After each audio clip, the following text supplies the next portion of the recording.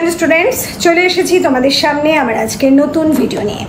আমাদের আজকের ভিডিওর বিষয় মূলত সিবিএসসি ক্লাস 11 ছাত্রছাত্রীদের জন্য কাজী নজরুল ইসলামের একটি বিখ্যাত কবিতা দীপান্তরের বন্দিনী।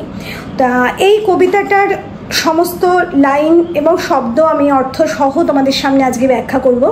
অতএব এই ভিডিওটার প্রথম থেকে শেষ পর্যন্ত যদি তোমরা দেখো তাহলে এই যে কবিতা তার প্রত্যেকটা লাইন এবং শব্দের অর্থ যেমন তোমরা বুঝতে পারবে, সেই সঙ্গে এই কবিতার সারাংশ বা এই কবিতার মূল বক্তব্য কবি কী রাখতে চেয়েছেন সেটাও তোমাদের কাছে একেবারে স্পষ্ট হয়ে যাবে। সেই সঙ্গে তোমরা এই দীপান্তরে বন্দিনী কবিতাটার উৎস সম্পর্কে জানতে পারবে আমাদের বেশ কিছু ঐতিহাসিক তথ্য। তাহলে চলো আমরা শুরু করি আমাদের আজকের বিশেষ কবিতা দীপান্তরের বন্দিনী। প্রথমেই বলবো কাজী নজরুল ইসলাম সম্পর্কে দু চার কথা, যেটা তোমাদের পাঠ্য বইয়ে তোমরা পেয়েই যাবে। 1899 খ্রিস্টাব্দে চুরুলিয়া গ্রামে কবি জন্মগ্রহণ করেছিলেন এবং 1976 খ্রিস্টাব্দে অধুনা বাংলাদেশে কবির মৃত্যু হয়। এক দুরারোগ্য ব্যাধিতে কবির মৃত্যু হয়েছে, সেটা তোমরা সবাই জানো। এছাড়া এখান থেকে যেটুকু তোমরা বিশেষভাবে নেবে সেটা হচ্ছে 1922 খ্রিস্টাব্দে সাপ্তাহিক বিজলী পত্রিকায় বিদ্রোহী কবিতা প্রকাশের সঙ্গে সঙ্গেই কবি কিন্তু বিশেষভাবে আলোড়ন তুলেছিলেন সমগ্র বাংলায় তথা ভারতবর্ষে।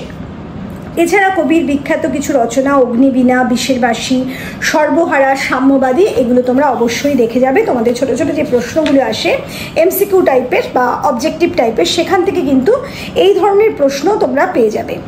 যাই হোক, এবারে আমরা সরাসরি চলে যাব আলোচ্য কবিতায়। প্রথমে বলবো যে দীপান্তরের বন্দিনী কবিতাটা মূলত 1924 খ্রিস্টাব্দে কবি প্রথম বিজলী পত্রিকায় প্রকাশ করেছিলেন, যখন এই কবিতার নাম ছিল বন্দিনী। পরবর্তীকালে 1927 খ্রিস্টাব্দে কবির বিখ্যাত কাব্যগ্রন্থ ফণী মনসা কাব্যগ্রন্থের অন্তর্ভুক্ত হয়েছে এই কবিতাটা, তখন এর নামকরণ বদলে কবি রাখেন দীপান্তরের বন্দিনী। এই যে কবিতাটা, এই কবিতাটার মধ্যে এক বিশেষ অর্থ আছে। এই নামকরণের মধ্যেই কিন্তু একটা বিশেষ অর্থ আমরা খুঁজে পাই। প্রথমেই বলবো দীপান্তর অর্থাৎ এক দ্বীপ থেকে অন্য দ্বীপে। এই যে বন্দিনী, এই দীপান্তরের বন্দিনী বললেই আমরা সমগ্র ভারতবাসী প্রথমেই যে কথাটা মনে আনবো সেটা হচ্ছে সেই সেলুলার জেল, আমাদের ব্রিটিশ শাসিত ভারতবর্ষের সেই সময়কার কথা। এবং সত্যি সত্যি এই কবিতাটা কিন্তু সেই সময়কে মাথায় রেখে কবি একেবারে সেই সময় বসে সেই সময় উপযোগী একটা কবিতা রচনা করেছিলেন। আমরা এর প্রত্যেকটা লাইন ধরে যখন ব্যাখ্যা যাব তখন বুঝতে পারবো যে কবি ঠিক কী বলতে চাইলেন তার দীপান্তরের বন্দিনী কবিতার মধ্যে দিয়ে। আসলে আমরা জানি দীপান্তরে বন্দি থাকতো ভারতবর্ষের সেই সমস্ত বিপ্লবীরা, যে বিপ্লবীদের ইংরেজরা কিন্তু যথেষ্ট ভয় পেত এবং তারা মনে করতো যে ওইখানে যদি তাদের বন্দি দশা তারা কাটায় তাহলে কোনো মতে তারা পালিয়ে যেতে পারবে না এবং ভারতবর্ষের বিপ্লবী দলে আবার নতুনভাবে যুক্ত হয়ে তাদের ইংরেজদের কোনো ক্ষতি করতে পারবে না। সেই কারণেই তারা সেখানে বন্দি করে রাখতো। এবং ভারতবর্ষের মূল বিপ্লবী যারা ভারতবর্ষের এই বিরাট কর্মযজ্ঞের প্রথম ধারার সৈনিক, তারা যদি বন্দি থাকে তার অর্থ ভারতবর্ষ ভারতের যিনি মাতা, ভারত মাতা, তিনিও তো ওখানে বন্দি। সেই ভারত মাতাকেই কিন্তু বন্দিনী শব্দ দিয়ে তিনি এখানে ব্যাখ্যা করতে চাইলেন। আর দীপান্তরের বন্দিনী শব্দটার মধ্যে ভারত মাতাকে যেমন বন্দিনী হিসাবে তিনি দেখেছেন, সেই সঙ্গে কিন্তু তিনি সেই সমস্ত বিপ্লবীদের কথা এখানে উল্লেখ করেছেন, কারণ তারা বন্দি মানেই তো ভারতবর্ষের ভারত মাতা বন্দিনী। তারা যদি মুক্ত না হয় তাহলে ভারত মাতাকে কে শৃঙ্খল মুক্ত করবে, এরকমই একটা কথা ভেবেই কিন্তু কবিতাটার রচনা। এরপর আমরা কবিতাটা পড়তে পড়তে আরও বিষয়ের মধ্যে ঢুকতে পারবো। প্রথমেই কবি বলছেন, আসে নাই ফিরে ভারত ভারতী, মার কতদিন দীপান্তর, পুণ্যবেদীর শূন্যে ধনিল ক্রন্দন 150 বছর। অর্থাৎ বোঝা যাচ্ছে যে 1924 খ্রিস্টাব্দে যখন কবি প্রথম কবিতাটা রচনা করছেন তার 150 বছর আগের কথা কবি বলছেন। আমরা জানি ভারতবর্ষে ইস্ট ইন্ডিয়া কোম্পানি এসেছিল বণিকের ছদ্মবেশে। সেই বণিকের মানদণ্ড রাজদণ্ডে পরিণত হয়েছিল এবং আমরা জানি যে 1757 খ্রিস্টাব্দ থেকে 1765 খ্রিস্টাব্দের মধ্যে মোটামুটিভাবে ভারতবর্ষে ইংরেজরা কিন্তু বিশেষভাবে প্রভুত্ব স্থাপন করেন। আর একেবারে 1763 খ্রিস্টাব্দ নাগাদ ভারতবর্ষে যে রেগুলেটিং অ্যাক্ট ইংরেজরা স্থায়ী করেছিল, যে অ্যাক্ট প্রথম এসেছিল, তার দ্বারা কি হয়েছিল না, ভারতবর্ষের সমস্ত ক্ষমতা, ইস্ট ইন্ডিয়া কোম্পানির হাতের যে সমস্ত কিছু দায়ভার ছিল সেই সমস্ত কিছু কেন্দ্রের কাছে চলে গিয়েছিল। মানে কেন্দ্র, সে ব্রিটিশরা ওখান থেকে ভারতবর্ষের সমস্ত কিছু পরিচালনা করতো, মানে ইস্ট ইন্ডিয়ার সমস্ত কার্যকলাপ সেগুলোকে পরিচালনা করতো তারা। কাজে সেই সময় থেকে শুরু করে এই 1924 যে সময় বসে কবি কবিতাটা লিখছেন, সেই সময়কে ব্যাখ্যা করেই কবি কিন্তু 150 বছর কথাটা উল্লেখ করলেন। কবি কি বলছেন, আসে নাই ফিরে ভারত ভারতী, ভারত ভারতী, ভারতী এখানে ভারত মাতাকে বলা হচ্ছে, ভারতের ভারতী, ভারতবর্ষের যিনি ভারত মাতা তিনি আসেননি এখনো। মার কতদিন দীপান্তর, আর কতদিন মা দীপান্তরে থাকবেন, অর্থাৎ ভারতবর্ষের যিনি ভারত মাতা তিনি দীপান্তরিত হয়েছেন। কবি মনে করছেন তার দীপান্তর ঘটেছে, তিনি ভারতবর্ষ থেকে অন্য কোনো দ্বীপে গিয়ে বাস করছেন। আসলে ইংরেজের কাছে শৃঙ্খলাবদ্ধ ভারতবর্ষ, আর বেশিরভাগ বিপ্লবী সেই সময় সেলুলার জেলে বন্দি। কবি সেই তাদের বন্দি দশাকে উল্লেখ করেই কিন্তু ভারত মাতার বন্দি দশাকে উল্লেখ করেছেন। পুণ্যবেদীর শূন্যে ধনিল ক্রন্দন 150 বছর। পুণ্যবেদী বলতে ভারত মাতার যে পুণ্যবেদী, পুণ্যের যে বেদী, সেখানে মানে যেখানে ভারত মাতা আসীন হবেন, বসবেন, সেখানে সেই শূন্য বেদীতে ধ্বনিত হচ্ছে, কি ধ্বনিত হচ্ছে না, ক্রন্দন ধ্বনিত হচ্ছে। 150 বছর ধরে ভারত মায়ের কান্না ধ্বনিত হচ্ছে, শোনা যাচ্ছে। তারপর কবি বলছেন, সপ্ত সিন্ধু 13 নদী পার, দীপান্তরের আন্দামান, রূপের কমল রূপার কাঠির কঠিন স্পর্শে যেখানে ম্লান। এখানে আমাদের সেই রূপকথার গল্পটা কিন্তু উঠে আসছে। আমরা জানি সেই রূপকথার গল্পে বলা হয়েছে 7 সমুদ্র 13 নদী পারে রাক্ষসপুরীতে রাজকুমারীকে ঘুমিয়ে রাখা, মানে ঘুম পাড়িয়ে রাখা হতো। কিভাবে না, সোনার কাঠি ছুঁয়ে তাকে জাগানো হতো এবং রূপার কাঠি ছুঁয়ে তাকে ঘুম পাড়ানো হতো। এই যে সেই রূপকথার গল্প, সেই গল্পকে কবি তুলে ধরেছেন তার এই কবিতার মধ্যে। কবি বলছেন, সপ্ত সিন্ধু 13 নদী পার, দীপান্তরের আন্দামান, অর্থাৎ এই যে সপ্ত সিন্ধু 13 নদী পার হয়ে দীপান্তর, আন্দামানে দীপান্তরে আছে কে না, রূপের কমল রূপার কাঠির কঠিন স্পর্শে যেখানে ম্লান, মানে রূপার কাঠি স্পর্শ করেছে সেই ভারত মাতাকে, ম্লান হয়ে আছেন তিনি, সেই দ্বীপান্তরে বাস করছেন। রূপের কমল, রূপের কমল বলতে কাকে বোঝানো হচ্ছে, কমল এখানে পদ্মফুল, আর যেহেতু ভারত মাতা পদ্মফুলেই আসীন হবেন, আর এখানে অ্যাকচুয়ালি যে সময় বসে কবিতাটা লেখা হয়েছে, কবিতাটা তিনি পাঠ করেছিলেন একটা বিশেষ সরস্বতী পুজোর অনুষ্ঠানে। সেই সময় সরস্বতী পুজোর যে বেদী, মানে মা সরস্বতীর যে বেদী, সেই পদ্মফুল, সেই বেদীকে কল্পনা করে কিন্তু কবি কথাটা বলছেন। আর মা সরস্বতী যেহেতু বাক দেবী, আর মানে কথার দেবী, সেহেতু ভারত মাতাকেও তিনি মা সরস্বতী বলেই মনে করছেন। তাই তিনি বলছেন, সেই রূপের কমল রূপার কাঠির কঠিন স্পর্শে ম্লান হয়ে আছে। এরপরে কবি বলছেন, শতদল যেথা শতধা ভিন্ন, শস্ত্র পানির অস্ত্র ঘায়, যন্ত্রী যেখানে শান্তি বসায়ে, বিনার তন্ত্রী কাটিছে হায়। শতদল যেথা শততা ভিন্ন, শতদল মানে সেই পদ্মফুল, এই মা সরস্বতীর বা ভারত মাতার যে পদ্মফুল, যেখানে বেদী, সেই বেদীর যে পদ্মফুল তা শত ছিন্ন হয়ে গেছে, পাপড়িগুলো যেন 100 পাপড়ি যেন 100 দিকে ছিন্ন ভিন্ন হয়ে পড়ে আছে। কিভাবে, শস্ত্র পানির অস্ত্র ঘায়ে, পানি মানে হাত, আর শস্ত্র বলতে অস্ত্রধারীকে বোঝানো হচ্ছে। অস্ত্রধারী হাত মানে ওই ব্রিটিশের হাতকে বলা হচ্ছে, সেনাবাহিনীর যে হাত, সেই হাতের অস্ত্রের ঘায়ে শতদল ছিন্ন ভিন্ন হয়েছে, এটাই কবি এখানে বলছেন। যন্ত্রী যেখানে শান্তি বসায়ে, বিনার তন্ত্রী কাটিছে হায়। যন্ত্রী মানে ষড়যন্ত্রী, অর্থাৎ সেই ব্রিটিশদের কথা বলা হচ্ছে, যেখানে শান্তি বসায় অর্থাৎ সেনা বসিয়ে, বিনার তন্ত্রী কাটিছে হায়, যে মা সরস্বতীর যে বীণা বা ভারত মাতার যে যন্ত্র, যেখান দিয়ে ভারত মাতার স্বাধীনতার বাণী ধ্বনিত হবে, সেই যন্ত্র যেন, সেই যন্ত্রের যে তার, সেটা যেন কেটে দিয়েছে, কাটছে আর কি। এরপর কবি বলছেন, সেখান হতে কি বেতার সেতারে, এসেছে মুক্ত বন্ধ সুর। কবি একটু বাঁকাভাবে প্রশ্ন করছেন এবং প্রশ্নের মধ্যেই যেন এর উত্তরগুলো খুঁজে পাওয়া যাচ্ছে, মানে সেই বক্রোক্তি যাকে বলে, সেই বাঁকাভাবে কথাগুলো বলছে এবং তার মধ্যেই একটা উত্তর রয়েছে। সেরকম একটা কথা এখানে শোনা যাচ্ছে। কবি যেখানে বলছেন, সেখান হতে কি বেতার সেতারে এসেছে মুক্ত বন্ধ সুর। সেই যে দ্বীপান্তরে বন্দিনী হয়ে আছেন ভারত মাতা তার বীণা হাতে, সেই বীণার সেতার থেকে কি মুক্ত হয়েছে তার সেতার বন্ধ, সেতারের যে সুর সেটা কি মুক্ত হতে পেরেছে? তিনি নিজেই তো বন্দিনী, তাহলে তার সেতারের যে বাণী সেটা কি মুক্ত হতে পারছে? কবি প্রশ্ন করেছেন। আর প্রশ্ন শুনেই বোঝা যাচ্ছে যে একেবারে বন্দি যে ভারত মাতা, যে শৃঙ্খলা মুক্ত ভারত মাতা, সেখানে কি করে মুক্ত হবে তার বীণার বাণী? মুক্ত কি আজ বন্দিনী বাণী, যে বন্দিরা আজকে ওখানে বন্দি হয়ে আছে, সেই ভারতবর্ষের বিপ্লবীদের কথা বলা হচ্ছে, তাদের যে সাংঘাতিক কষাঘাত, যে বক্তব্য, কঠিন বক্তব্য যা ইংরেজদের কাঁপিয়ে দিতে চলেছিল সেই সময়, সেই বাণী একেবারে কি মুক্ত হতে চলেছে? আর সেই বাণী মুক্ত হলে তবেই ভারতবর্ষের ভারত মাতা স্বাধীনভাবে আবার ভারতবর্ষ শৃঙ্খলা মুক্ত করে বসবেন তার বেদিতে। ধ্বংস হলো কি রক্ষপুর? রক্ষপুর মানে যারা একেবারে রক্ষক, অর্থাৎ ইংরেজ কবলিত ভারতবর্ষের কথা বলা হচ্ছে, সে রক্ষপুর কি ধ্বংস হলো? এরপরের জায়গায় স্ট্যান্ডায় কবি কি বলছেন, যক্ষপুরীর রৌপ্য পঙ্কে ফুটিল কি তবে রূপ কমল। যক্ষপুরী বলে কাকে কল্পনা করছেন কবি?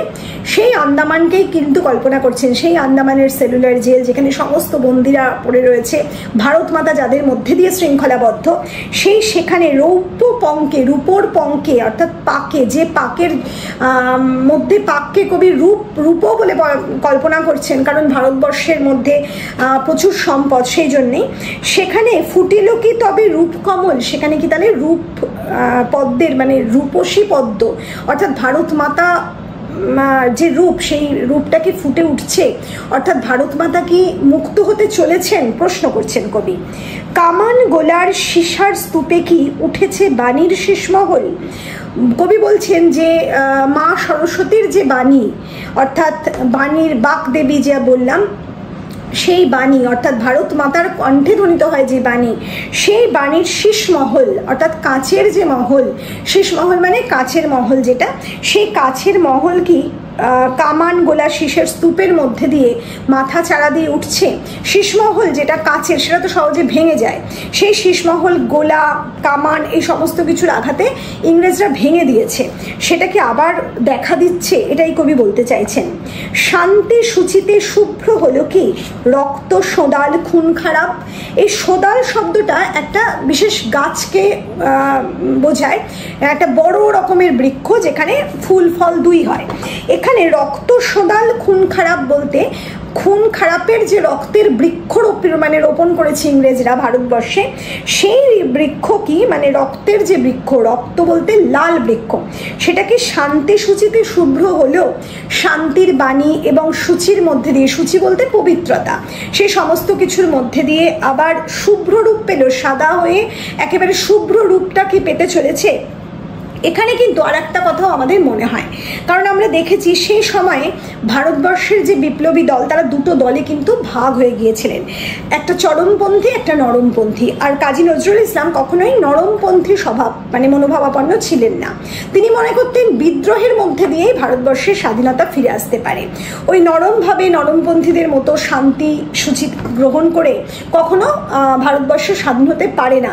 এত আলাপ আলোচনা তো হলো, ভারতবর্ষকে স্বাধীন হলো, এখানে সেই প্রশ্নই যেন কবি আবার তুলে ধরেছেন তার কবিতার এই পংক্তিটার মধ্যে দিয়ে। শান্তি সূচিতে শুভ্র হলো কি রক্ত সদাল খুন খারাপ, সেই নরমপন্থীদের উদ্দেশ্য করেই কবি বলছেন যে শান্তি সূচির কত আলাপ বিনিময় তো হলো, তাহলে কি ভারত মাতা মুক্ত হয়েছে? রক্ত যে সদাল গঠিত হয়েছে সেটা কি শুভ্র রূপ পেল? কবি প্রশ্ন করেছেন। তারপরে কবি বলছেন, তবে এই কিসের আরত আরতি, কিসের তরে সংখারাপ। এই যে বললাম যে সরস্বতী পুজোর বিশেষ একটা সময়, মাঘ মাসে রচনা হয়েছিল এই কবিতা, সেই সময় যে সরস্বতী পুজোর যে আরাধনার আয়োজন, সেই আয়োজনকে কবি বলছেন তবে কিসের আরত আরতি, কিসের জন্য আরতি, এই আরাধনা কিসের জন্য শঙ্খের রব। আসলে কেন আমরা করব? সরস্বতী মা সরস্বতী যেখানে একেবারে শৃঙ্খলাবদ্ধ, ভারত মাতা যেখানে শৃঙ্খলাবদ্ধ, সেখানে পূজার আয়োজন করে কি হবে? বেদি তো শূন্য, কার আরাধনা আমরা করব? এটাই কবি প্রশ্ন রাখছেন। তারপর কবি বলছেন 7 সমুদ্র 13 নদী পার, দ্বীপান্তরের আন্দামান, বাণী যেথা ঘানি টানে নিশিদিন, বন্দি সত্য ভানিছে ধান। এখানে কিন্তু একটা ঐতিহাসিক চরম সত্য লুকিয়ে আছে। আমরা সবাই জানি যে সেলুলার জেলে সেই সময়ে যে বিপ্লবীদের আটকে রাখা হতো তাদের প্রতি নৃশংস অত্যাচার চালাতো ইংরেজ সরকাররা। আর আমাদের বাংলায় সর্ষে থেকে যে তেল বার করা হতো সেটা বিশেষ ঘানিতে পিষে বার করা হতো। সেই ঘানিটা টানতো কে না, কলুর বলদরা, যাকে বলে বলদ, মানে সেই বিশেষ রূপ বলদ, সেই কলুকে বারবার সারাদিন ধরে ঘোরাতো আর সর্ষে পিষে তেল বের হতো, ঘানি থেকে তেল বের হতো। আর এই সেলুলার জেলে ওদের প্রতি যে ভীষণ অত্যাচার করা হতো আর কি, সেই ঘানি ঘুরিয়ে তেল বার করার মতো, সেই অত্যাচারের কথাই কবি এখানে উল্লেখ করছেন। কবি বলছেন 7 সমুদ্র 13 নদী পার, দ্বীপান্তরের যে আন্দামান, সেখানে বাণী যেথা ঘানি টানে নিশিদিন, নিশিদিন মানে দিবারাত্র বা দিনরাত্রি।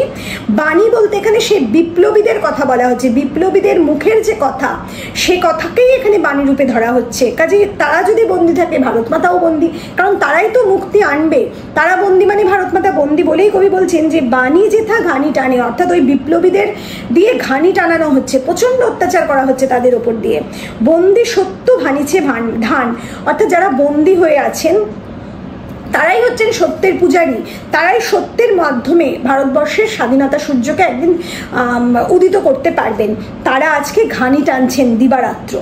জীবন চুয়ানো সেই ঘানি হতে আরতির তেল এনেছ কি? আর যে দেবীর পূজা তোমরা করতে চলেছ, সে সরস্বতী হোক, মা সরস্বতী হোক বা ভারত মাতাই হোক, সেই আরতির জন্য যে তেল লাগে, দেবীর আরতির জন্য যে তেল লাগবে, সেই তেল কি? সেই বিপ্লবীদের জীবন থেকে যে চুয়ানো তেল বেরিয়েছে, মানে তাদের উপর যে প্রচণ্ড অত্যাচার করা হচ্ছে, যে ঘানি ঘুরছে তাদের জন্য, সেই ঘর্মাক্ত দেহ থেকে যে তেল চুইয়ে চুইয়ে পড়ে, সেই তেল কি তোমরা আরতির জন্য এনেছো? তবেই তো দেবী তুষ্ট হবেন, তবেই তো দেবী শৃঙ্খল মুক্ত হবেন। এটাই কবি বলতে চাইছেন। হোমানল হতে বাণীর রক্ষী, বীর ছেলেদের চর্বি ঘি। আর সেই যে বীর ছেলেরা, ভারতবর্ষের যে বীর পুরুষরা আজ ওই জেলে একেবারে ভীষণভাবে ইংরেজ কবলে অত্যাচারিত হচ্ছে। হোমানল হতে বাণীর রক্ষী, বাণীকে যারা রক্ষা করতে পারত সেই বিপ্লবীরা। হোমানল যে যজ্ঞের আগুন, সেই আগুন থেকে, যজ্ঞের আগুন কেন, ভারতবর্ষের স্বাধীনতার জন্য যে যজ্ঞ তারা মানে শুরু করেছিল, সেই যজ্ঞের আগুনে আজকে তারা নিজেদেরই বলি দিতে চলেছে। এবং সেখান থেকে তারা যারা বলি হয়েছে তাদের চর্বি এবং ঘি কি এনেছো আজকে এই ঈশ্বরের আরতির উদ্দেশ্যে?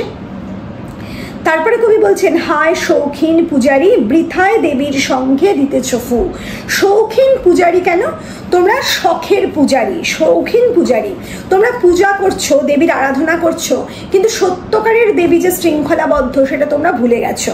এখানে পূজারী বলতে কিন্তু কবি আর একটা কথা বললেন, ওই যে বললাম নরমপন্থী দল। সেই সময় নরমপন্থী দলের বেশ কিছু বিপ্লবীরা চারদিকে ভারত মাতার পূজা, বিভিন্ন দেবদেবীর পূজা, এই সমস্ত কিছু কিন্তু করতেন।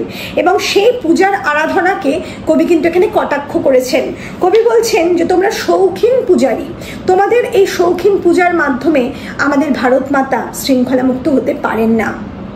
তারপরে কবি বলছেন, পুণ্য বেদীর শূন্য ভেদিয়া ক্রন্দন উঠিতেছে শুধু।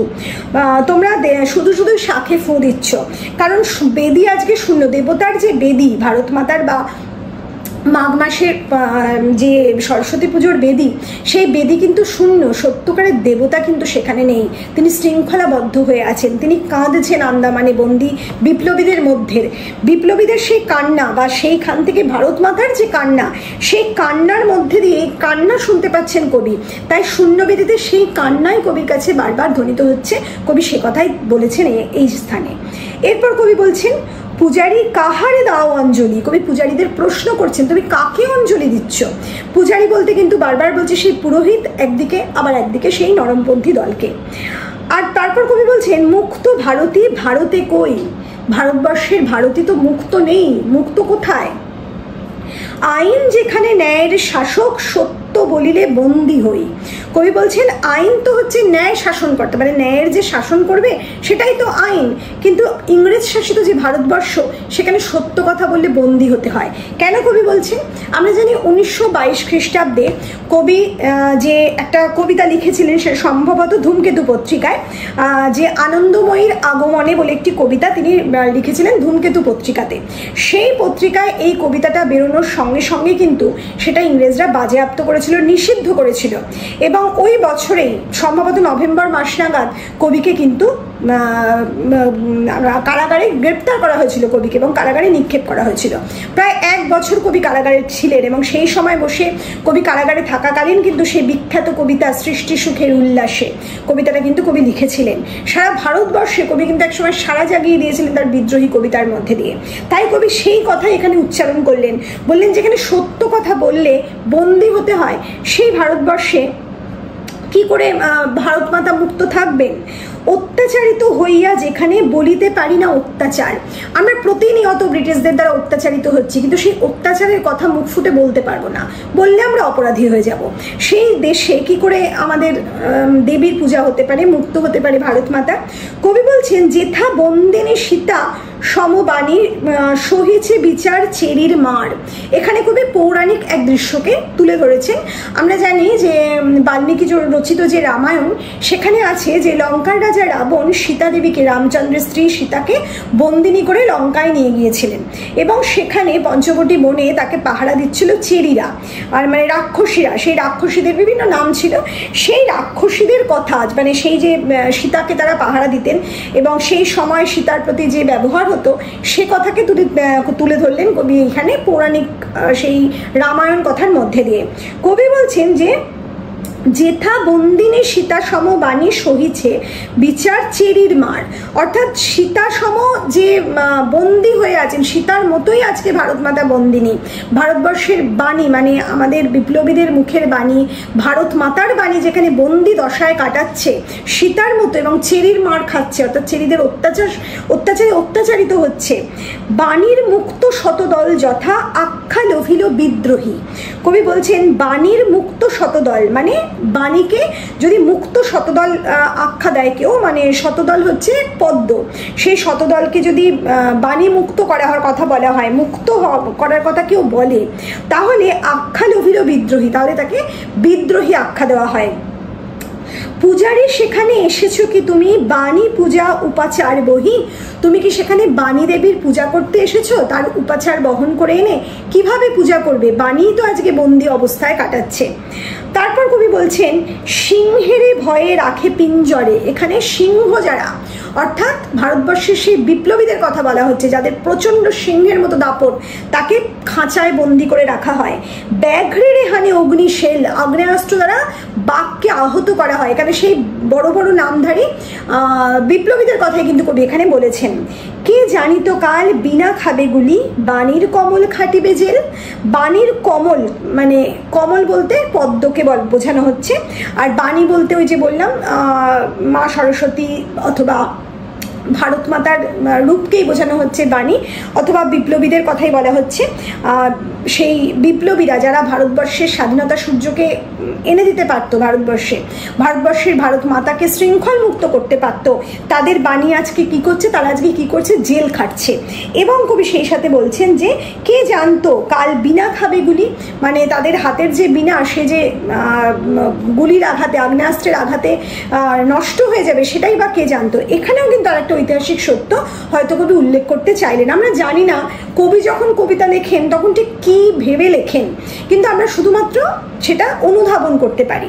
আমরা জানি মাস্টারদা সূর্য সেন যখন সেই চট্টগ্রাম অস্ত্রাগার লুণ্ঠন করেছিলেন, বা তার যে বিভিন্ন বিপ্লবী মানে কর্মযুদ্ধ চালিয়েছিলেন ভারতবর্ষের বুকে, তার বিভিন্ন রকম মানে পুরুষ এবং মহিলা অনুরাগী ছিলেন, বা তার সাথে তারা কাজ করতেন। সেখানে বিনা নামের কোনো এক কর্মী ছিলেন, যিনি ইংরেজদের গুলিতে কিন্তু মারা গিয়েছিলেন, সম্ভবত বিনা দাস, তিনি মারা গিয়েছিলেন। এখানে সম্ভবত কবি সেই বিনা দাসের কথা মনে করেই এ কথা বললেন যে কে জানি তো কাল বিনা খাবে গুলি। যার নাম বিনা, যার নামের মধ্যে বিনা রয়েছে, সেই বিনাই গুলিবদ্ধ হয়ে গেল। আমাদের ভারতবর্ষে মা সরস্বতীর হাতের বিনাই আজ গুলিবদ্ধ। তাহলে কি করে বাণীর কমল, আবার বাণীর কমল জেল খাটে, খাচ্ছে, তাহলে কি করে ভারত মাতা মুক্ত হবে? আজ কিসের পুজো হবে? তারপরেই কবি বলছেন আশার বাণী। আমরা জানি সমস্ত সাহিত্যিকরা, সমস্ত কবিরা তাদের কবিতা সাহিত্যের মধ্যে দিয়ে কিন্তু আশার বাণীটা ছড়িয়ে দিতে চান সকল পাঠকের মধ্যে দিয়ে, আর এখানেও কিন্তু তার কোনো বিকল্প ঘটেনি। আমরা দেখছি কাজী নজরুল ইসলাম তার বিভিন্ন আশঙ্কা প্রকাশ করেছেন কবিতার প্রথম দিকে, মাঝখানে এবং শেষ পর্যায়ে গিয়ে কিন্তু তিনি আশঙ্কা মুক্ত হতে চাইছেন, কারণ ভারতবাসীর মধ্যে আশঙ্কা ছড়িয়ে দেওয়ার উদ্দেশ্য কবির নয়। কবি চাইছেন তাদেরকে জাগিয়ে তুলতে, এবং সেই জাগিয়ে তোলার কাজটা কবি করার পর কবি মনে করছেন আশার বাণীটাও তাদের মধ্যে ছড়িয়ে দেওয়া উচিত, তাই কবিতার আশার বাণী ছড়িয়ে দিলেন একেবারে শেষ স্ট্যান্ডায় কবিতার। কবি বলছেন, তবে কি বিধির বেতার মন্ত্র বেজেছে বাণীর সেতারে আজ? তবে কি ভাগ্য বিধাতার যে বেতার যে মন্ত্র আর স্বাধীনতার যে বাণী, সেটা কি তার বাণীর সেতারে আজ ধ্বনিত হতে চলেছে, বাজছে? পদ্মে রেখেছে চরণ পদ্ম যুগান্তরের ধর্মরাজ, তবে কি যুগান্তর হতে চলেছে, অর্থাৎ একটা যুগ বদলাতে চলেছে, অর্থাৎ ব্রিটিশদের যে শাসন সেটা কি শেষ হতে চলেছে? তবে কি ভারতবর্ষ স্বাধীনতার মুখ দেখতে চলেছে? তাহলে কি যুগান্তরের যিনি ধর্মরাজ, যে যুগান্তর নতুন যে যুগকে আনবে যে ধর্মরাজ, সেই ধর্মরাজের চরণরূপ পদ্ম, সেটা কি এই ভারতবর্ষের ভারত মাতার যে পদ্ম বীণা যে আসন সেখানে পড়তে চলেছে বা পড়েছে? তবে তাই হোক। কবি মনে করছেন নিশ্চয়ই পড়তে চলেছে, নিশ্চয়ই সেদিন আসবে, একদিন সুদিন আসবে ভারতবর্ষের ভারত মাতা আর শৃঙ্খলাবদ্ধ থাকবে না, ভারতবর্ষ ইংরেজ কবলে আর থাকবে না, ভারতবর্ষ নিজের কথা বলবে, একেবারে মুক্ত হয়ে যাবে। তাই কবি বলছেন তবে তাই হোক। তারপরে কবি বলছেন, ঢাক অঞ্জলি বাজাও পাঞ্চজন্য শাঁখ, ঢাক বাজাও, অঞ্জলি দাও, পাঞ্চজন্য শাঁখ বাজাও। পাঞ্চজন্য শাঁখ আমরা জানি মহাভারতে শ্রীকৃষ্ণ বাজিয়েছিলেন কুরুক্ষেত্রের যুদ্ধের সময়, সেই শ্রীকৃষ্ণের শাঁখকেই কিন্তু পাঞ্চজন্য শঙ্খ বলা হয়।